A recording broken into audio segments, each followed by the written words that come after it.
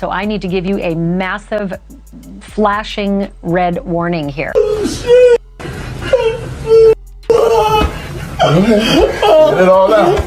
Get it all out. Get it all out. A lot of ladies, they just, you know, so you have, if you don't have what they need, they're gonna leave. Right. Gotta keep them there. I mean, when I walk in, I mean, I definitely take pride in being the originator of the preparation of the. Right. You need locks on the doors. P. Diddy be wanting to body, and you gotta tell him no. Know that this guy right here is your biggest fan from the bad boy era. Party we do, anything we do is like, put on Puffy and Mace, put on Puffy and Mace. So you're gonna have to do one of those. No money, no problem. I mean, anything with Mace in it. Anything with Mace in it. Give me your top two. Mace, More Money, More Problem. Beyonce and Jay-Z will do anything to destroy anyone who speaks out against them. I know your deepest secrets. I know so much about you and what you've done, how you guys ended Carrie Hilson's career because she said something about you. I know so much on how you got where you are. You step on anybody to stay on the top. See, what's done in the dark will definitely come in the light. Keep your threats up. And what I got to say, I'm gonna say it. So don't make idle threats to me. The old school footage, I still have it. Yeah, Beyonce's on drugs. She been on them for a long time, and you keep her that way. I really started looking to find fulfillment. These lies that say, hey, well, if you just get this, you'll be happy. And if you get this, you'll be happy. I think I really took a deep dive at the condition of my soul. I asked God, I said, if you're real, I need you to kind of show me. Rather than seeking after these other things, I just kind of started looking to God. I was worth saving, that I was worth dying on the cross for, that I was worth. I think that I've experienced so much in my short life, and stuff and girls, and I've had a lot of stuff that really left me empty. I've seen so much. I've experienced a lot of things that a lot of people would look and think that would bring such fulfillment. It was a crisp morning in London when us investigators landed shrouded in mystery and urgency. The spotlight was now on P. Diddy, the hip-hop mogul who had long captivated the world with his beats and blame. But this time, it wasn't his music making waves. It was the dark allegations of behavior that crossed borders. Sean Combs, known to millions as P. Diddy, faces serious charges in the U.S. The investigation has quickly widened as UK detectives joined their American counterparts. After all, Combs has spent decades jetting between the U.S. and the UK, mingling with British high society, including the likes of Sir Elton John, and royalty, a long-standing fixture on London's glamorous scene. His streets had never raised eyebrows until now. Behind the glitz and glamour, troubling stories were beginning to surface. Prosecutors obtained flight records and testimonies hinting that his offenses may not have been confined to a soil. UK authorities were keen to dig deeper, urging anyone with information to come forward. Damon Williams, the tough prosecutor who had locked up Ghislaine Maxwell, is leading the charge with Combs housed in the same notorious New York jail that once held Maxwell. The parallels are impossible to ignore. Entertain none of this nonsense and nothing over the phone. I'm gonna need you to get rid of all the leftover pizza boxes. The what? All the boxes left over from the pizza. All the boxes. Okay. Make sure you recycle the plastic like we talked about. Yeah. Did Jay reach out yet? Nah, Bob. He ghosting. Hey, yo, check this out. Need you to reach out to the producer. Let these motherfuckers know there's a release date for that new Netflix movie. Alright, Bob. It's crazy right now. What this motherfucker doing? These things sweet now because I'm in here. It's all good. You about to get out on bail. Everybody out there quiet as motherfucker. Yeah, exactly. We gonna let them have their little fun, but I'm still gonna have the last laugh. About all these lawsuits though, Pop. Ain't none of them getting shit. I ain't worth nothing. Ain't got shit in my name anyway. Don't even worry about it. Bunch of money hungry and shit. Check this out. Tell his light skinned ass to go make a club appearance or something. Motherfucker, make some money. You 30 years old and shit. Pay your own fucking car. Hey.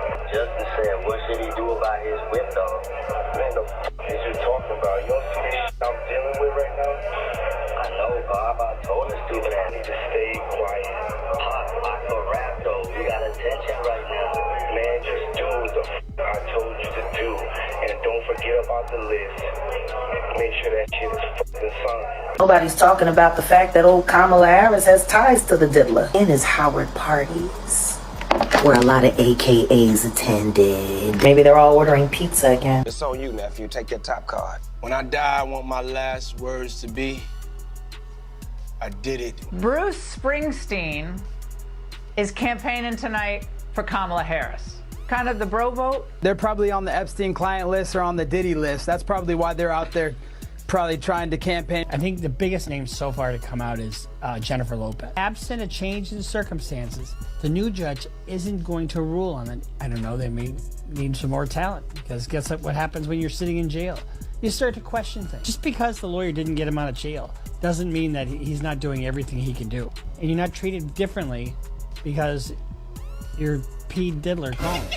So we got a new judge, a new attempt at trying to get out, which is not going to work. He's probably just sitting in his cell, 6x8 cell, and just riding around on the back of a cockroach. The conditions aren't the greatest. The child welfare coming here in 30 minutes, that's on y'all. My kid's downstairs. 15 minutes, the kids have to go. Motherfucker die in that beard than Diddy wear. All right, that's enough. And I know. That's enough. I seen him. He shows me behind the curtain. That's enough. Put a note on it. You can edit that one. And I'm going to tell you right now, me and Dub C ain't never been to a Diddy party. Nah, you ain't got to worry about us on them motherfucking tapes.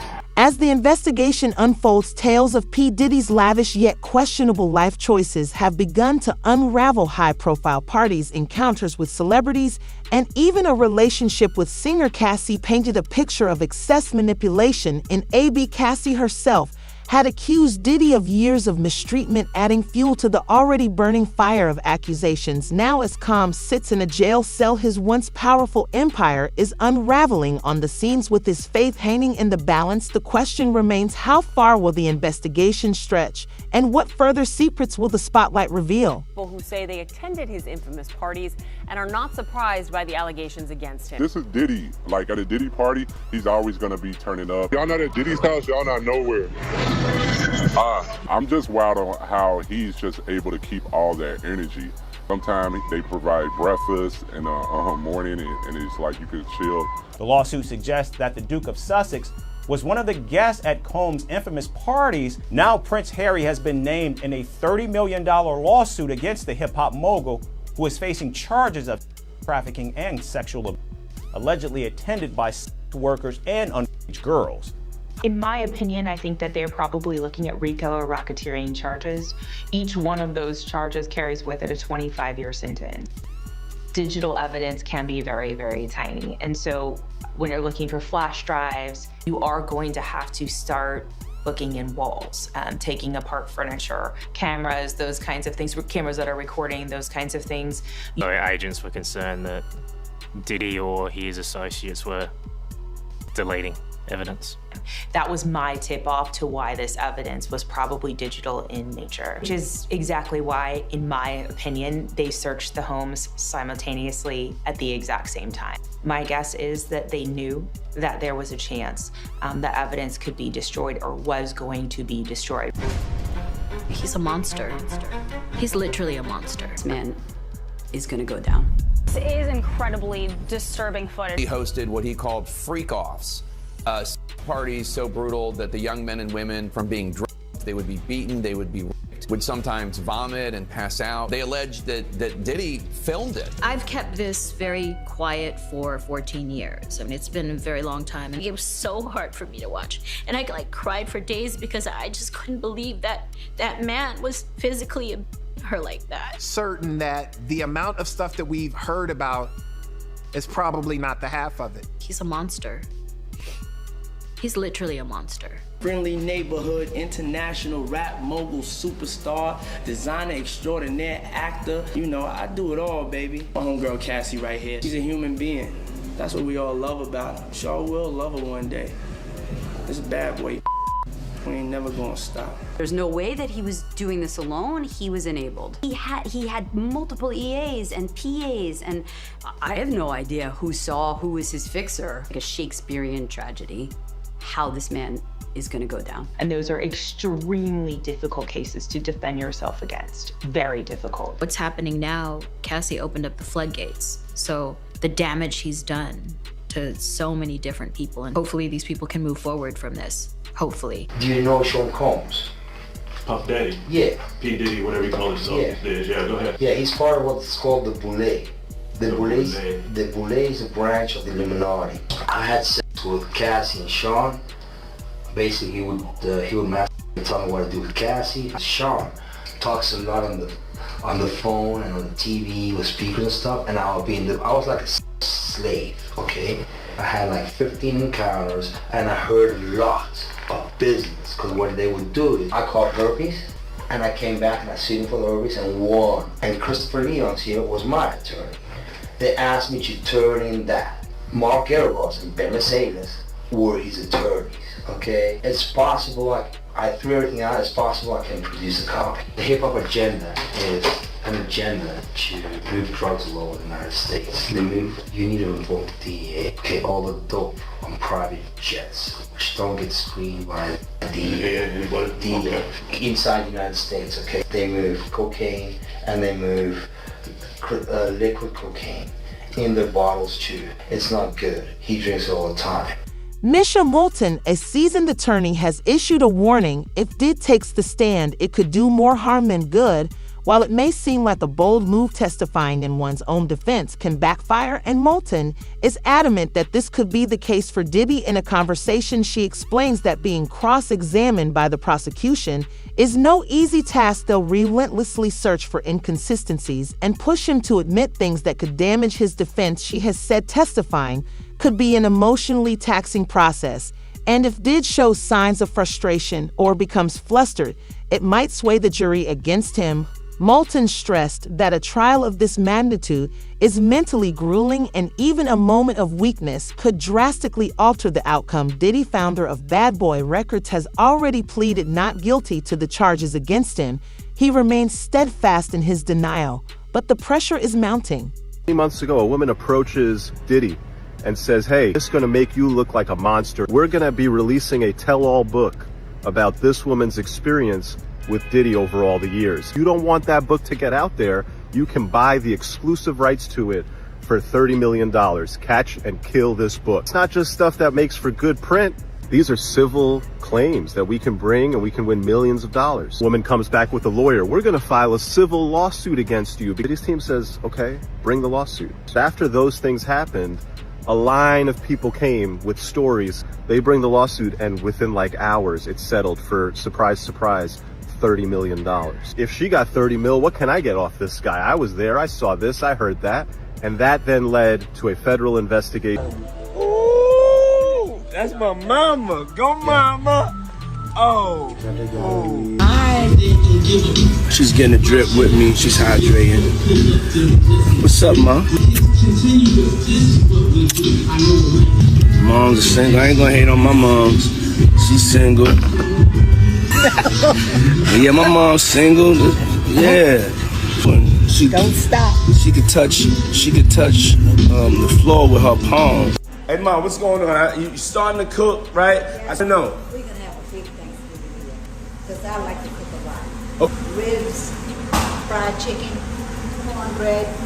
Just getting closer for you. We love you, Mom. Thankful for you. Let's go. All Jennifer Lopez had to do was marry a white boy. People to stop remembering that she had a gun in her pocketbook. That bullet came from the gun that was in her hand. And not once has she spoken up. She had gunshot residue on her hands the night that Natanya was shot. Betterment of that woman. Not once has she donated to her family or for her medical bills that she's still paying. She was afraid that maybe one day they would open the case and she still has the bullet fragments in her face, like J-Lo has said nothing or say something in her defense to stop Puffy from gaslighting her. You really thought that just running off and marrying Ben Affleck was going to take you out of the Diddy downfall? She sat there and cried like a baby. I don't want to go to jail. I don't want to go to jail. Benny Medina put her with that drunk white boy Sean Combs has done to their lives, and you're trying to avoid your part in the story or the fact that you never spoke up. What happens to Cassie if J-Lo had said something?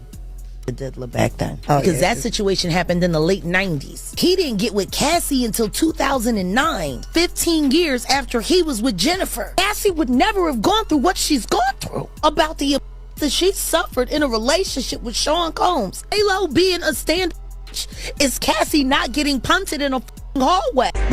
He will find me. Combs has been hit with a slew of new civil lawsuits accusing him of 6 victims, one of them a 16-year-old boy. This seems like every day the scandal gets bigger and worse for him. But we really are just getting to the beginning of everything. I want to be clear that the press and the media and the public at large is shocked by what's happened. There are a lot of people who have been named that have not been brought to heel. 65% of Americans no longer trust the mainstream media. The Diddy case is a perfect example as to why that is. And yet behind the scenes, everyone knew that this is what he was engaged in. This was an open secret in Hollywood. This man was allowed to be with every presidential candidate. He was allowed to throw parties. He was hailed as a hero. People at the upper echelons of society and politics knew about this and they were okay with it. Kanye last year said that he was a Fed and started speaking about some of these allegations. He was simply dismissed as crazy. He was acting a part like Jeffrey Epstein, in which he was collecting blackmail over various people that were in Hollywood. And I think also the silence of certain individuals like LeBron James is quite deafening. I know there are some more big names that are going to have to answer for it. I've been to a couple Diddy parties. Now, I'm risking a lot by saying this. I've been to lots of parties. What I will say is at one particular party, there was an artist there who said, hey, 1 a.m., make sure you're not here. Just don't want to be here at 1 in the morning. The music changed. It was like really hard and heavy at first, and I'm headed back upstairs to like the main area where everyone's kind of congregating and hanging out. And the rumors are that Diddy was running some kind of Epstein type deal where he was filming everybody. Who knows what's real? That's what Diddy's lawyers, I think, said. It was like that. These are just trumped up charges, not true. When Homeland Security invade your house, you got problems with dudes with. Someone said that they weren't there to take stuff, they were there to delete everything. Oh, like that's the same funny. thing with Epstein. Oh, that's funny. They never end. There's just layers upon layers upon layers. Genuinely love it when someone like Diddy gets caught, though. The glee that people have is weird. I mean, he had a lot of people at those parties, right? Well, if he really was filming everybody, you got a wild party. There's so many different stories. What are you gonna do? I'm not doing that. We're not involved in them. I was never Diddy. Telling jokes. Like I told you. Having fun. That's it. Yeah. Smoking dope, cracking jokes, making people. All eyes are on whether he'll follow his legal team's advice or take the stand. The stakes couldn't be higher. Will the jury see a confident, composed Diddy defending his innocence, or will the emotional toll of cross-examination tip the scales against him as his legal team prepares for the trial? One thing is for certain: the decision to testify may be the most crucial of his career and life, and things don't seem to be getting any better for Diddy. It was a night in 2002 when Diddy appeared on The Late Night with Conan O'Brien. What was supposed to be a light-hearted conversation about throwing parties quickly took an eerie turn in the surface clip. Diddy gave his party planning advice with an unsettling twist. He talked about locking women up to keep them at the party. As Diddy went through his list of essentials, starting with beautiful women and alcohol, Conan asked why water was such a necessity. Diddy's response was chilling. A lot of ladies drink water at parties. You got to keep them there. You need locks on the door. Conan, visibly uncomfortable, tried to steer the conversation, pointing out that it sounded dangerous. Diddy brushed it off, laughing, calling the suggestion a little kinky. The conversation grew even stranger as Diddy added another bizarre detail. He claimed that Party 8 should crank up the heat. Literally, heat affects the alcohol. He explained everyone gets a little more comfortable, builds up a nice sweat. Conan's final comments summed up the discomfort. This just sounds disgusting. Still, Diddy finished the chat by bragging about his parties and even revealed that Happy Day star Henry Winkler once crashed one of his famous bashes. Walk up in there, I'm seeing stuff that you see on the movies. This corner, this got going on. This corner, they over here doing this. But you know when people are out of their mind, and you know when people, they were dressed up like little Harajuku Barbies. Like what? Little people, okay? We're not gonna say what type of little people. Red lipstick, like they weren't supposed to be there. I accidentally mentioned it too. Like it slipped out. December of 22. You went to one of his parties. Yeah. crazy party. It wasn't gonna seem true because it was just too much. It was Too too crazy. many. It was too crazy. That party traumatized me. I mean, it had like a lot of people involved, celebrities and stuff. So I was trying to be real vague about it, but How'd you get invited to it? that was like, I want to introduce you to a prince. He know a lot of celebrities, producers and stuff. He was Arabian Prince. Really? Yeah, I wasn't worried about him being a prince. I was worried about who he actually knew. Ultra Music Week. It's like an event for like 2 weeks where people party, including P. Diddy. Star Island, like where P. Diddy stays or throw his freak offs at. And I knew it was something fishy. He kept saying, I got a surprise for you, I got a surprise for you. I never knew that we were gonna go there because I was there for 2 weeks and it was almost a month. It was basically a month by then. And he was like, no, because I just want you to meet one special person. Guess where we're going tonight? I'm like, where? He's like, to P. Diddy's house. I'm like, oh, really? Like to go sing? He's like, no, he's throwing this wild party. I'm like, oh, okay. And then soon as 6:30 hit, we went. We all got in the car, like a big Uber. I'm like, oh yeah, I'm about to meet P. Diddy. Oh, like, I'm probably gonna have to sing for him. That's when stuff got weird. And that's why they lock up our phones, because they know what we see in there, it's he can get in trouble, like right now. They put our phone in this little bubble case. They can't get unlocked until we walk out. One of his sons, I'm not gonna tell you which one, but the freak off is inside the house and in the backyard, recruiting like whoever they wanted to go inside the house. They're playing loud house music, dun, dun, and it's real loud, so you can't really see nothing, but you're seeing everybody like walking around drunk, hopping around. It's still 7 a.m. People are walking around naked, period. Let's get into it. And they're drinking mimosas in the pool, but then it's like a waitress walking around giving people drinks, just passing people drinks, and people are just taking them. But I didn't take a drink yet. So P. Diddy's son was like, you. And I'm like, me? He gave me some shoes. So these shoes was like terry cloth, like robe shoes, white shoes, in the house with these. He was like, everybody who gets these shoes, you get to go in the house. They're literally selectively picking who they want. So I seen P. Diddy or whatever, and I seen him with the prince. Something real crazy, because I don't like to really expose people. I'm doing something real. Well, that's all I'm gonna say. The king of the world, jumping around, doing all this stuff. So I'm like, okay, that's regular P. Diddy. We're screaming like, girl, do you see him? Oh my God, because of the music. But what got me was how he walked up to me and was like, why are you not in the house? Started talking about all these things. Oh yeah, you're the one that Prince. He's like, oh yeah, it's very nice to meet you. Like, your life is not gonna be the same. But to get to the point, I ended up going in the house because he was on me like, go in that house. I'm like, okay. And the person that he was dating at that time, we're not gonna say her name, but we all know, because he was talking to me for too long. So she came to like rub on his shoulders or whatever, and he just pushed her. So that's what made me go into the house, because I'm like, okay, let me just go in the house. Fast forward to today, and this 2002 interview has resurfaced in light of Diddy's recent legal troubles. The disturbing comments from his old interview you have taken on a new, more sinister context with his trial approaching, and the rapper initially placed on self-hurt watch. The video has ignited backlash as viewers question whether Diddy's offhand remarks were a reflection of something darker. He has just been removed from the self-hurt watch at the time of this video, by the way. As social media users react to the resurfaced clip, it begs the question, was this just an offbeat joke, or does it reveal a deeper, more troubling mindset? Only time will tell as the investigation unfolds. But as it unfolds, some people will surely come between the folds. If you are triggered or upset, then this is definitely not the show for you tonight. She is going public with her name. The accuser is named Ashley Parham. She says that in February of 2018, she met a man named Shane Pierce at a bar. Shane FaceTimed Diddy outside on the sidewalk. And this is important. She says she believed that Diddy had something to do with the murder of Tupac Shakur. But Ashley Parham says that she told both Shane and Diddy on FaceTime that she wasn't impressed. Allegedly, Diddy warned her that she would pay for saying something like that. And the lawsuit says, quote, where she says this guy Shane invited her to come to his apartment. And defendant Shane offered her a glass of water, which he retrieved and brought back to the plaintiff. P. Diddy showed up with an entourage, including his top aide, Christina Coram. Parham says that Diddy was antagonistic from the start and that he put a knife to her face. Now his defense team is asking the federal judge to start revealing who his accusers are. And now his attorneys say they want to know who the women are that are accusing him, as well as some men.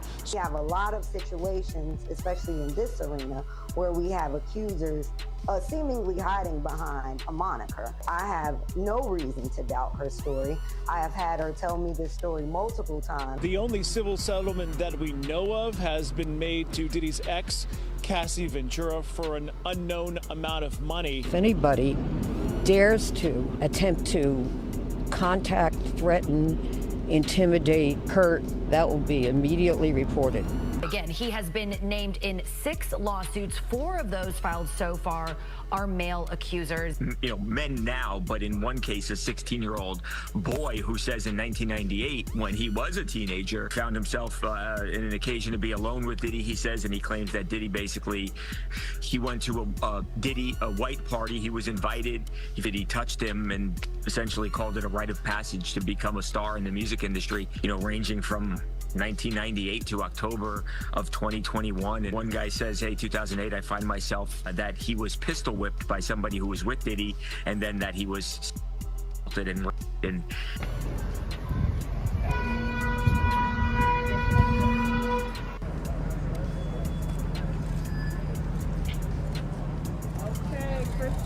Miss Combs, how you feeling? Miss Combs. Miss Combs.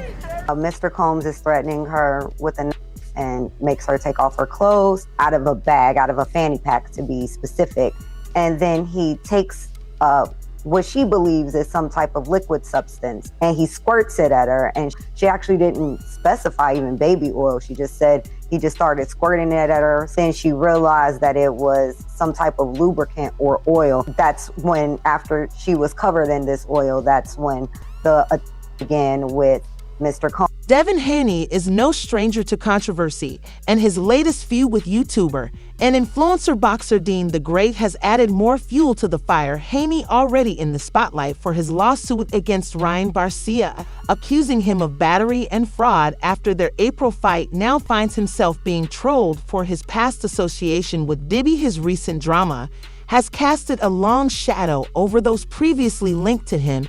It all started when a shirtless poolside picture of Haney with Diddy resurfaced, and some, including Garcia, used it to mock the boxer Dean the Great. Real name Nine Shabazz decided to jump on the bandwagon with a comedic skit in a video titled How Devin Haney Trained After Linking with Diddy. Dean the Great impersonates Haney, depicting him distracted in the gym, kissing his speed bag and hitting the mitts in an exaggerated, unmanly way, hinting at an inappropriate relationship between Haney and Diddy. Although Dean the Great's attempt at humor seemed like a surefire hit, it backfired spectacularly. Fans in the comment section of the video didn't hold back, while one viewer found the burly mode activated impression amusing. Many others were so kinda disgust. Pod Vanen commented, "Bro, he can't be kissing the speed bag like that," labeling the video cringeworthy. Another user chimed in, slamming the YouTuber for trolling a fighter with far better skills, writing, "You want Devin to notice you so bad.